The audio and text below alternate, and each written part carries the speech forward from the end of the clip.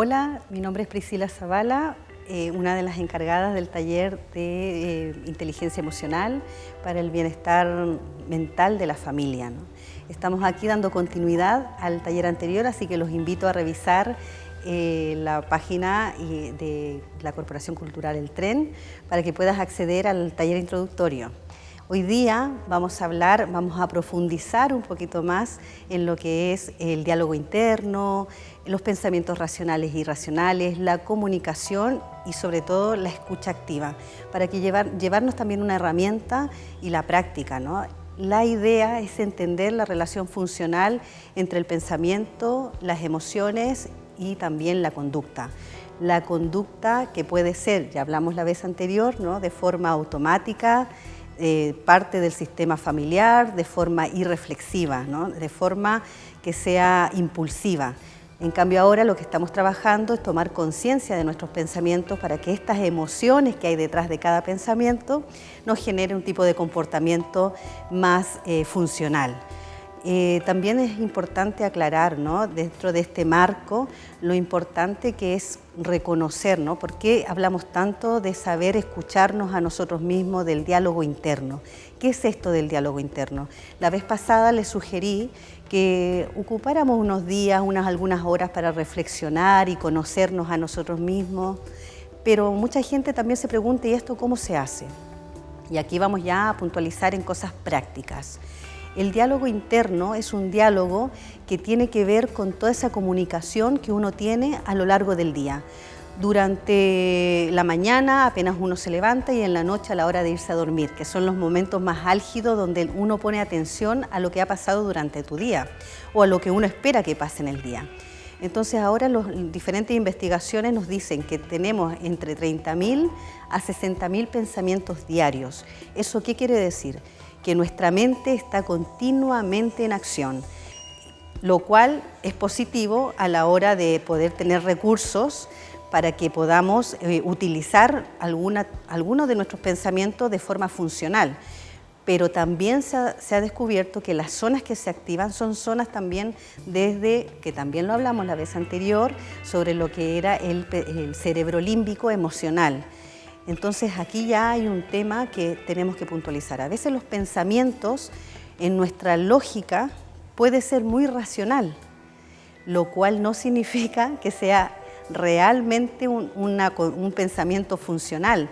A veces los pensamientos son irracionales y no somos capaces de darnos cuenta la diferencia, si es racional, irracional, si esto me trae un tipo de emoción también irracional. Estuvimos hablando del cerebro del neocórtex, como el cerebro más evolucionado, el cerebro límbico y también del cerebro reptiliano, que es el primer cerebro instintivo, y que también se encarga de todo lo que eran las dinámicas más inconscientes de supervivencia, lo cual está muy bien, porque entonces eso el primer interés de tu cuerpo, de tu biología, es mantenerte activo, resolutivo y resguardando todo tu cuerpo. Sin embargo, a veces los pensamientos irracionales nos hacen caer en ideas que son ilógicas e irracionales. En cambio uno cree que es así y de hecho encontramos en diferentes tipos de música, películas, incluso nosotros mismos como padres y madres a veces solemos utilizar algunos recursos y algunas frases bastante irracionales. Entonces tenemos que tener atención de lo que estamos hablando, de lo que estamos diciendo y lo que estamos escuchando, porque todo eso va introduciéndose en el cerebro y en el programa que tiene nuestro hijo. Vamos programando mes a mes, día a día, hora a hora, el cerebro de nuestros hijos. De hecho, todos los seres humanos tenemos esas emociones básicas que había comentado, pero la diferencia hay unas emociones que son la culpa y la vergüenza. Entonces, ambas emociones son emociones sociales. ¿Qué quiere decir? Que nosotros tenemos un contexto cultural y social que hace que ciertas cosas nos avergüencen. En África andan desnudos, con estas argollas según qué tribu, ¿no? Y eso es importante, tiene un signo de respeto y autoridad dentro de su tribu, o marca el ser mujer. En cambio nosotros también tendemos, aquí en Chile sobre todo, no se puede hacer tople, o sea, hay una cierta moralidad y unas ciertas dinámicas éticas morales que nos establecen lo que nosotros llamamos la vergüenza y la culpa. También está muy instaurada los valores también de la Iglesia, de la religión, ya sea los diferentes tipos de religiones. Entonces, todo queda incrustado en nuestros niños. Entonces, es muy importante mirar con atención qué es lo que estamos nosotros entregando, Señor. De repente tenemos hijos que decimos nosotros mismos, ¿no? Son muy vergonzosos, no se atreven a hablar en público. Igual también nosotros lo hemos dado muchas órdenes muy exigentes, solemos sobrevalorar la forma en que hay que hablar, moverse, y no nos damos cuenta que al momento de comunicarnos también estamos incidiendo, introduciendo también pensamientos de culpa y sobre todo la vergüenza, porque eso no viene innato en el ser humano, se aprende, por lo tanto lo rescató del sistema familiar. Él ahí aprende lo que los demás necesitan para yo sentirme parte y validado por el entorno.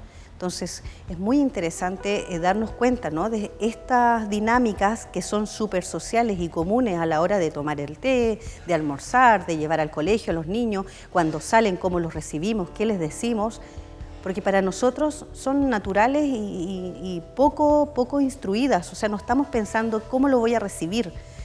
Y estas cosas que para nosotros son normales, los niños vamos creando su mapa conceptual. Esto es el diálogo interno, lo que nosotros pensamos de nosotros mismos, pero lo que nosotros pensamos de nosotros mismos es una construcción, no es la verdad, es una construcción que recibimos de nuestro entorno. ¿Qué aprendemos en inteligencia emocional? Primero, cómo nosotros miramos el entorno y lo que aprendimos de esto, y cómo nosotros ahora nos queremos autodefinir, que era uno de los pilares de la inteligencia emocional, ¿no? El autoconcepto, la percepción de sí mismo y cómo yo conscientemente decido elegir qué cosas se quedan en mi personalidad y qué cosas no. Esto ya desde que somos adultos. Entonces, para mí es muy importante tomar conciencia como madre, en mi caso, y también los invito a ustedes, a los padres, a los que están a cargo de los niños, profesores y cualquier profesional que esté relacionado con el desarrollo mental de los niños, que ponga atención cómo les dice las cosas, sobre todo en la edad del infante, ¿no? Toda esta dinámica que ellos utilizan para poder luego saber quiénes son, más o menos que empieza a darse cuenta de estos procesos abstractos, a contar de los 5, 6, 7 años, depende de la maduración del cerebro del niño, que es cuando también empiezan los procesos matemáticos. Por eso no es nada al azar. Para que los niños vayan aprendiendo, hay un estudio de cómo funciona su mente. Entonces también como padres tenemos que ser conscientes de esto, porque a veces exponemos a nuestros hijos a sobreinformación. Estamos en la era digital, lo cual ahora mismo los niños están súper estimulados. No es malo, es algo positivo tener al alcance conocimientos que para nosotros eran casi tabú o impensable tener con tanta facilidad. Pero tenemos que también resguardar que tiene que ser de acuerdo a la edad que tengan nuestros hijos. Por eso hay juegos que tienen una edad. Hay películas que personas se dedicaron a estudiar, que el mensaje, que la música, que todo lo que estimula cada película está determinada para una cierta edad. Que hay horarios para los hijos. Los niños necesitan descansar, todos los seres humanos necesitan dormir, tener unos ciclos de sueño. Entonces, si nosotros no somos capaces de darnos cuenta cómo le hablamos a nuestros hijos, ¿qué vamos a exigir del entorno?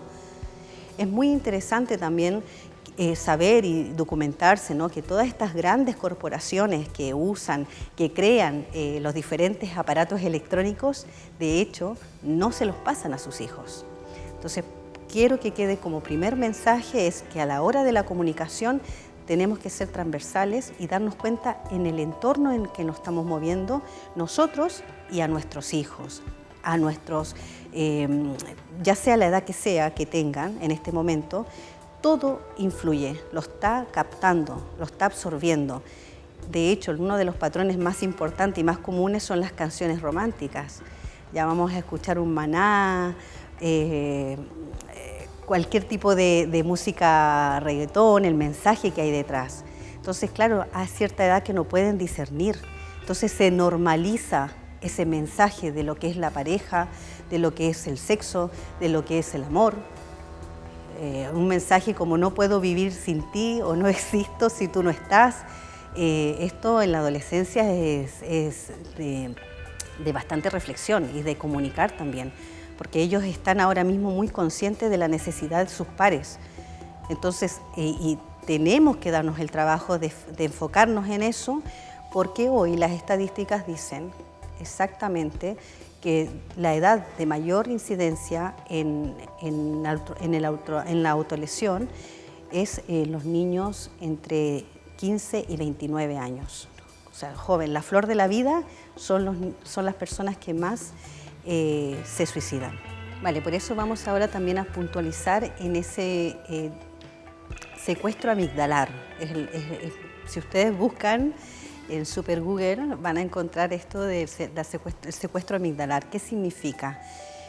¿Por qué tanto violencia y la capacidad de autolesionarse, ¿no? También hablamos de ella, también algún tipo de trastorno mental, pero más allá del trastorno en sí, de alguna enfermedad que necesite un tratamiento y un aporte y un seguimiento y un acompañamiento extra como psicoterapia, también a nivel social vemos el aumento de uso de ansiolíticos y también antidepresivos. Es algo muy común y sobre todo en sociedades que están más occidentalizadas. Chile no queda exento a eso, aunque hay mucha ruralidad y hoy día vemos más que nunca la situación socioeconómica, ¿no? También hay una parte de este país y de otros países donde la occidentalización, el hecho de tener un tipo de patrones de socialización diferentes que te alejan un poco de ideas más andinas, más relacionadas con culturas que son más atentas a lo que sucede en conexión con la tierra, que realizan cultivo. Toda esta conexión con la naturaleza se pierde a medida que más occidentalizado, más edificio, más construcción en concreto, más erradicada está la relación con la naturaleza. Y esto también nos hace perdernos. Tenemos unos patrones en los que estamos completamente consumistas, nos perdemos. El secuestro amigdalar también tiene que ver con esto. Nosotros a nivel emocional no tenemos esa comunicación interna, ni las herramientas, lamentablemente los colegios no las enseñan para ir escuchándonos atentamente. Igual, para entender un poco qué es este concepto, hablábamos la vez pasada, ¿no?, del cerebro y de cómo la amígdala, esta zona del cerebro límbico, influía a la hora de tomar decisiones y los impulsos, ¿no? Las emociones son energía en movimiento. Entonces, esas emociones, mientras más negativas sean, más pesimistas, generan más cortisol. Esta acción innata de cómo reaccionar ante la agresividad, ante un posible pensamiento irracional, que a veces son de defensa, de miedo, ¿no? De miedo que es irracional, porque es normal tener miedo ante tanta incertidumbre, pero ahora creer que a ti te va a ir peor que todas las personas de este planeta, ya ahí estamos entrando en la dimensión de la irracionalidad. Entonces, el secuestro amigdalar significa que el cerebro emocional toma prioridad ante la neocórtex. No hay una dirección y comunicación con la parte más evolucionada de tu cerebro. Entonces tu conducta es inmediata. No hay un enfriamiento. Por eso es tan importante entrenar la atención. Nosotros una de las cosas que más trabajamos a nivel de psicoterapia o en coaching para mejorar la comunicación de un equipo es poner atención en el diálogo interno. Si yo tengo un diálogo interno que constantemente me está boicoteando mis diferentes metas que voy logrando o que continuamente me manda mensajes pesimistas, negativos, es muy común, no sirves para nada, te vacío porque te lo mereces, no consigues llegar a cabo ninguno de tus metas porque eres un fracasado. Todas estas cosas que uno se dice es porque también socialmente hay mucha exigencia. Tenemos esa idea material del éxito. El éxito entendido como que tengo que conseguir la profesión, que tengo que conseguir el mejor trabajo, el trabajo en una gran empresa, el trabajo estable, una nómina, un sueldo, contrato indefinido, todas estas cosas que ahora en la realidad es inviable. Es la realidad, es inviable. Estamos mandando a estudiar a nuestros hijos profesiones que probablemente no va a haber trabajo. Entonces, por eso cobra tanta importancia la inteligencia emocional, porque tenemos que aprender a adaptarnos. Pero si estamos con un diálogo interno que nos trae comportamientos inmediatos, lo único que conseguimos es autolesionarnos. Químicamente, a nivel del diálogo y la comunicación que hay a través de tus químicos que estás alterando, y por lo tanto también a nivel de comportamiento, generamos malestar en nuestro entorno. ¿Y quién lo absorbe? Pues si tienes hijos, tus hijos. Si eres profesor y no estás bien, también tus alumnos. Entonces, toda esta situación de entender qué me estoy diciendo, no es para seguir castigándote, sino que para habilitar técnicas de afrontamiento. Yo, como la vez pasada, los invité que se observaran el comportamiento, porque a veces cuesta mucho escuchar. Si son 32.000 a 60.000 pensamientos, se dice también, se conoce, que solo el 5% es consciente. ¿Qué quiere decir esto? Que tus preocupaciones son las mismas cada día. Y si haces una lista, que te invito a que la hagas, vas a ver que no llegan a ser 10 cosas las que te preocupan. Pero esas 10 contadas continuamente, que serían los pensamientos rumiantes, es lo que hace que desorganices tu cuerpo, desorganizas tu sistema inmunológico y también la química de tu cuerpo. Por lo tanto, cuando te vas a dormir, vuelves a retomar esta idea, ¿no? No me fue bien, todo va mal, mi jefe no tengo trabajo, todas estas ideas que son reales, porque son circunstancias reales, nadie dice lo contrario, pero que tú las vuelvas a repetir, a revivir, a renunciar, a hablar con tus amigos de lo mismo, a quejarte, lo único que haces es enfermarte.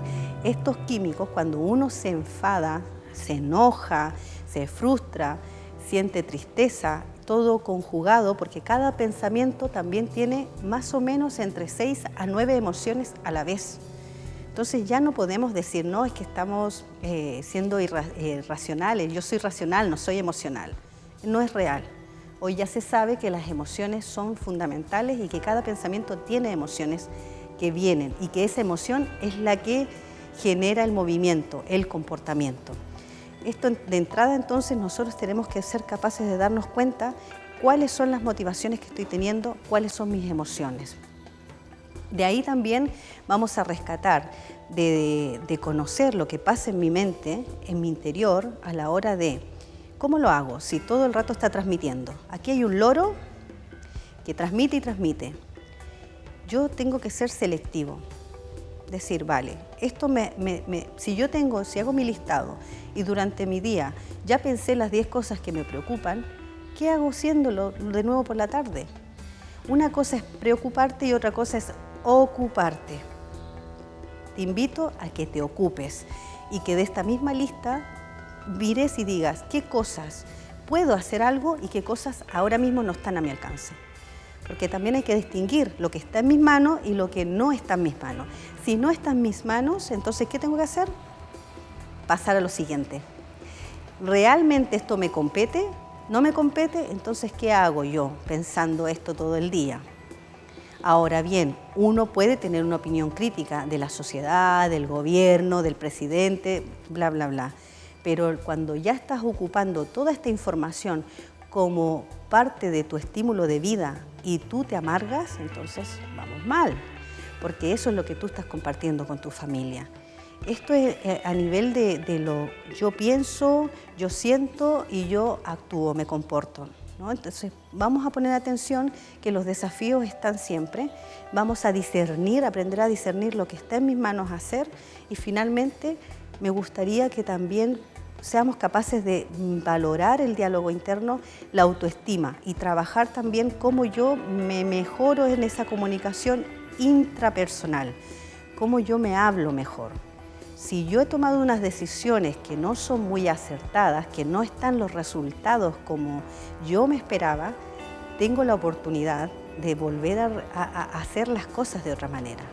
Y esto siempre desde la conciencia, porque si yo me voy castigando, lo único que hago es bajarme el ánimo, empieza la distimia, la depresión, las sensaciones que no vales, y esta no valía es lo que hace que también lo compartamos con los hijos. Si queremos que nuestros hijos tengan una buena autoestima, tenemos que ser ejemplo de eso. Si queremos que nuestros hijos nos hablen con respeto, tenemos que respetarnos nosotros a nosotros mismos. Eso es ley del ejemplo.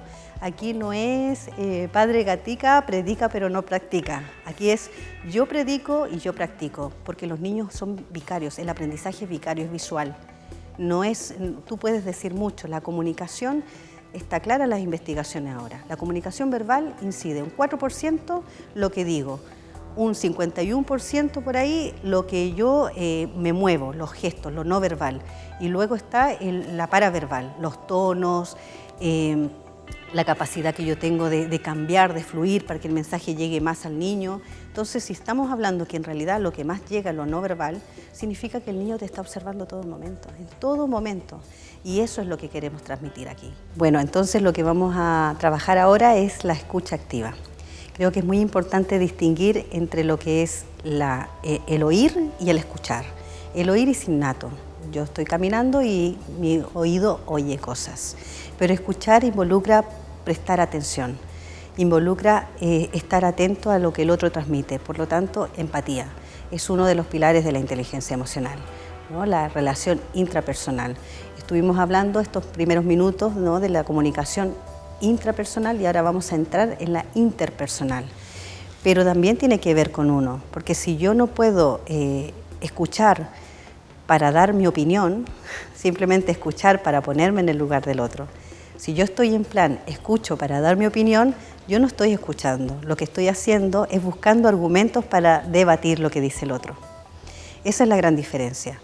Otra de las variables de la escucha activa es la escucha empática, ¿no? Como decíamos también, es que yo no pongo un juicio ni un prejuicio, ni estoy etiquetando al otro según lo que me está presentando. Vamos a tener en cuenta esa interpretación, ¿no?, que hacemos de la realidad de las personas. Entonces, cuando estamos comunicando, también estamos interpretando lo que dice el otro. Es muy importante la atención y lo que transmite. Escuchar sin el juicio, sin poner nuestra idea sobre lo que el otro está opinando, aparcar un poco nuestro prejuicio, retrasarlo para terminar de entender la globalidad de la idea y también transmitir interés. Por eso cuando uno conversa tiene que poner atención en la mirada, en este tipo de comunicación no verbal, porque así también está comunicando al otro que está poniendo atención. Muchas veces hay problemas en la pareja, ¿no? Porque siempre uno de los reclamos constantes es que mi pareja, mi marido, mi mujer no me escucha o mi mamá no me escucha. Entonces puede ser porque a la hora de comunicarnos estamos haciendo otra cosa, la vida tiene un ritmo muy rápido, normalmente estoy mirando la televisión y estoy poniendo atención a la tablet, al móvil, ¿no? Entonces es muy importante ponerse atento a lo que dice el otro, sobre todo si el tono de voz, que también estuvimos hablando de lo paraverbal, ¿no? Si notamos que en el otro hay un tono de voz que es de preocupación, claro que es importante dejar de poner atención en cualquier otro aparato electrónico y poner completa atención a lo que te viene a contar, ¿no?, a transmitir. Es muy interesante también, por eso estuvimos hablando al principio del diálogo interno, porque a veces alguien te está hablando de algo que es importante para sí y uno empieza a pensar en todo lo que a uno también le pasó. Y en el también me pasó, yo empiezo a explicar que a mí también me pasó.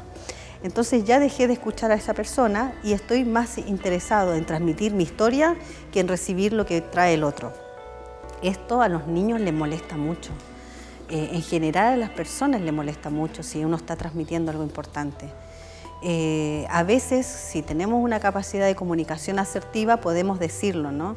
Bueno, estoy entendiendo bien lo que tú me estás planteando, te quería comentar esto, pero en realidad me importa lo que tú dices. Entonces, cuando no tenemos una comunicación asertiva y más bien nuestra comunicación es pasiva o somos introspectivos, ¿no? Nos cuesta hablar, más bien somos más... es más intrínseca nuestra forma de poder decir lo que usamos más gestos que palabras. Entonces, claro, el otro se ensimisma y empieza a contar todo su cuento y el otro se va hacia adentro. Y esto pasa mucho con los adolescentes. Los adolescentes les cuesta mucho comunicar lo que está pasando a nivel interior.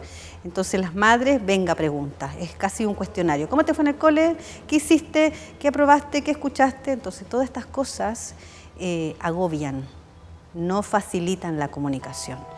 Otra medida importante es el rapport. Claro, si estás físicamente presente es fácil, porque si el otro está con la mano así, yo te invito a que igual un poco inclines tu cabeza para que el niño se sienta que está siendo escuchado. Si él está más erguido, tú también tomar la postura, ¿no? Para que haya una comunicación corporal. También es importante si uno está solamente escuchando, que muchas conversaciones son a través de teléfono, es muy interesante también hacer esos silencios. El silencio también está comunicando y también evidentemente afirmar, ¿no? Uno tiene que hacer una retroalimentación de lo que está. Sí, claro, te escucho.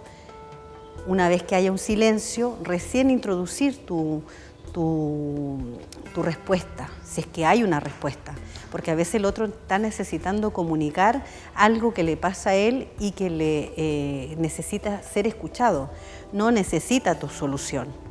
No todo el mundo está buscando tu solución, porque tu solución es tuya. Quizás aportas más haciendo un silencio para que el otro solo, al hablar, conecte este cerebro límbico con el cerebro más evolucionado y pueda encontrar por sí solo la posible solución. Ahora bien, si te pide un consejo abiertamente, pues si tú tienes los argumentos y la posibilidad de darle una solución, evidentemente también puedes colaborar. Esto a nivel de escucha activa es muy importante cuando uno hace esta entrega de decir, estoy entendiendo, me quieres decir, estas pequeñas frases introductorias hacen que el otro te confirme si es así, si recibiste bien el mensaje. Porque muchas veces pasa que uno, como interpreta la realidad, interpreta también lo que el otro está diciendo. Entonces, como ya estamos atentos, si es una comunicación física, que hay dos personas o varias hablando a la vez, recordar los tiempos de cada uno, saberse escuchar y también darse cuenta si lo que dice es lo mismo con lo que expresa corporalmente. Es importante esto, porque a veces uno quiere dar respuesta a lo que dice verbalmente y deja a un lado lo más importante que estamos hablando, lo que dice el cuerpo, la comunicación no verbal. Entonces ahí hay que estar atento a eso, a ver realmente, y por eso uno hace esta frase, ¿no? Estoy entendiendo, me quieres decir, estás sintiendo tal cosa, yo estoy viendo esto, me puedo equivocar. Y ahí uno sabe si el otro le confirma o no. Esto en el plano de la comunicación y la escucha activa. Activa es porque yo tengo una actitud de escucha y utilizo recursos para que el otro se dé cuenta que yo le estoy escuchando. Eso es por un lado. Luego lo otro es, como estuvimos hablando del diálogo interno, me gustaría dejarles, para ir terminando por el día de hoy, es algunas técnicas que te ayudarán a focalizar la atención, a entrenar la mente. El cerebro es un músculo que tenemos que entrenar. Si nosotros no lo entrenamos, nuestra cara nos delata. A la hora de comunicar hay 23 músculos que expresan más de lo que nosotros estamos sintiendo, de lo que creemos. Entonces, muchas veces no hay coherencia. Y una de las cosas que queremos compartir desde lo que es el enfoque cognitivo-conductual emocional es que cuando uno es incoherente entre lo que piensa, siente y dice, es posiblemente que se genere sufrimiento, se genera un conflicto, un malestar. Entonces, para esto tenemos que atender y para poner atención tenemos que hacer unas breves prácticas. Una de ellas es la respiración consciente. Te invito que esta vez practiques la respiración consciente. ¿Qué es esto? Es sencillo. Una de ellas, hay muchísimas en Mindfulness, es poner, ¿no?, atención en cómo tomas el aire, mantienes, cuentas hasta 4 y sueltas. También si la mente está muy ávida y estás completamente alterado con muchos pensamientos, entonces cuando tomas, cuentas mentalmente hasta 4, mantienes 4 y sueltas en 4. Tu mente no puede, la mente no puede hacer dos cosas a la vez. El enfoque se va a centrar en contar. Luego, cuando ya la mente y tu cuerpo vas a sentir que vas a comenzar a sentir el cuerpo, la gravedad, solamente respiras y pon atención cómo entra el oxígeno por la nariz, cómo se expanden los pulmones, cómo se expande el vientre, y al exhalar, al soltar, vas a darte cuenta que lo puedes hacer de forma paulatina, controlando tu cuerpo. Eso es atención. Entonces, ¿qué hacemos con estas pequeñas respiraciones conscientes? Es poner atención en el presente y dejar de que parlotee la mente en ese diálogo interno, dejar de escuchar por un momento. Esta capacidad es lo mismo que un ordenador. Cuando está saturado de información, ¿qué te avisa? Que la memoria colapsó. Entonces, ¿uno qué hace? Pues limpia la memoria o simplemente también hace un reset. Lo apaga, lo enciende y vuelve a funcionar. Esto es lo mismo. Pues hagámoslo de forma consciente durante el día. Sería bueno que por la mañana, a mediodía y por la noche. Y por último también a la hora de la práctica de la escucha activa de mis propios pensamientos, en la noche es vital dejar de hacerlo. Si ya tienes el hábito, la costumbre de preocuparte, preocúpate preferentemente hasta muy tarde, las 5 de la tarde, porque si no, no vas a descansar. Te llevas una información que no es necesaria. Igualmente va a pasar mañana las cosas que tengan que pasar. Entonces, lo importante, si te diste cuenta que estuviste durante tu día bastante malestar psicológico, entonces dedícate a poner esas 1 horita, sí, equivalente. Si estuviste 4 horas dándole vuelta al asunto, hablando con la familia de lo mismo, hablando con un compañero de trabajo de lo mismo, con tus hijos de lo mismo, en modo discusión, en modo alterada, entonces te recomiendo que también por la tarde te dediques, antes de dormir, 1 horita, media horita, a satisfacer tu cuerpo con energía y con pensamientos positivos. Estos son técnicas de afrontamiento. No es, muchas veces se caen como que uno es místico. Ser consciente de uno es un trabajo diario, es un trabajo de entrenamiento de habilidades mentales. Entonces yo tengo que ser capaz de darme cuenta lo mal que me estoy tratando para luego tratarme bien. Si me traté mal durante 2 horas, tengo que tratarme bien durante 2 horas. Eso implica usar la música. La música tiene efectos maravillosos en el cuerpo. Obviamente pon música que sea agradable, que te conecte con momentos felices. También a la hora de poder respirar consciente, identificar claramente cuáles son las cosas que te dan felicidad. Y en la noche pensar cosas en positivo. Dar esa transformación, ese nuevo enfoque a tus preocupaciones. Y luego, pues, descansar. Te invito a que pongas mucha atención en tus horas de descanso y que todo este bienestar que tú consigas durante tus horas de dormir, que es cuando tu cuerpo se regenera, al otro día no lo estropees de buena mañana, poniéndote alterada por el ritmo que tiene tu vida y que los niños también generan, ¿no?, mucha tensión. Disfrútalos. Lo que está pasando hoy no volverá a pasar. Disfruta a los niños, disfruta a tus hijos, disfruta tu vida. Para eso estamos aquí, para ayudarte a conectar con esta posibilidad de percibir la realidad de la mejor manera posible. Pues muchas gracias por escucharme. Nos vemos en la próxima cápsula de inteligencia emocional.